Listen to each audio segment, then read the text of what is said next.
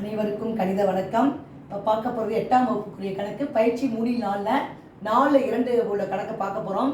இந்த முற்றுரிமை a-b the whole cube இருக்குது பார்த்தீங்களா, அந்த முற்றுரிமையை பயன்படுத்தி இந்த கணக்கை காரணிப்படுத்த சொல்லி கொடுத்துருக்காங்க.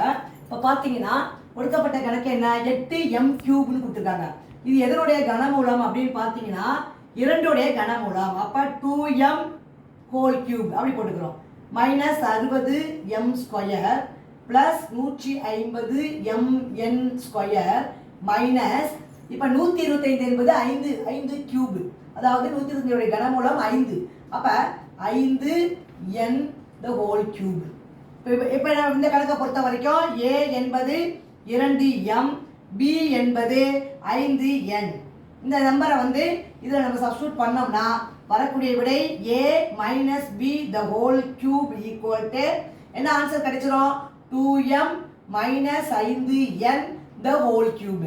அப்படின்னா என்ன அர்த்தம், இது 3 தடவை எடுத்து எழுதுறோம். 2m minus 5n, 2m minus 5n into 2m minus 5n என்பதுதான் இவற்றின் காரணிகள். இந்த கணக்கை பொறுத்த வரைக்கும், கொடுக்கப்பட்ட கணக்கை பொறுத்த வரைக்கும் 2m மைனஸ் 5n, அது 3 டைம் எழுதியிருக்கேன். இவற்றின் காரணிகள் ஆகும் அப்படிங்கிறத நம்ம கண்டுபிடிச்சி எழுதியிருக்கிறோம். முற்றுரிமையை பயன்படுத்தி காரணிப்படுத்தி எழுதியிருக்கிறோம். புரிஞ்சுங்களா?